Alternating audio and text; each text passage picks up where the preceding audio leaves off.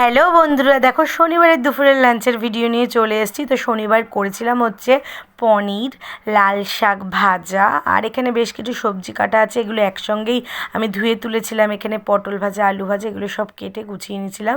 তো দেখো করেছিলাম আলু ভাজা, আর আমার জন্য দুটো পাতিলেবুর টুকরো নিয়ে নিয়েছি, আর ছিল পটল ভাজা, আর এই পাশে ছিল হচ্ছে লাল শাক ভাজা, আর করেছিলাম হচ্ছে চাল কুমড়ো দিয়ে একটুখানি মটর ডাল, কারণ ডালের সঙ্গে ভাজা দিয়ে খেতে হবে তার জন্য।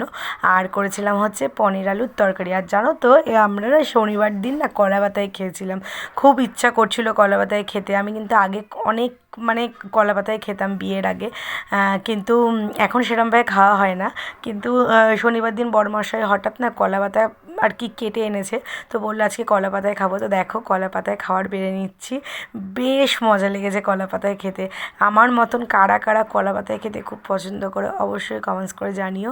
তো দেখো ভাজা শাক নিয়ে নিলাম, প্রথমে তো ফাটাফাট খেয়ে নিলাম আমি শাক দিয়ে, তারপরে কিন্তু ডাল নিয়ে ফাটাফাট ডাল দিয়ে মাখিয়ে পটল ভাজা, আলু ভাজা দিয়ে ফাটাফাট করে খেয়ে নিলাম। আর তারপরে সবার লাস্টে শেষ পাতে চলে আসলো হচ্ছে একদম পনির। তো পনিরটা ভেঙে তোমাদের দেখাচ্ছিলাম, পনিরটা এত সুন্দর ছিল না কি বলবো। আর পনির আলু দিয়ে মাখিয়ে ফাটাফাট করে কিন্তু মুখে দিয়ে দিলাম। কেমন লাগলো জানিও।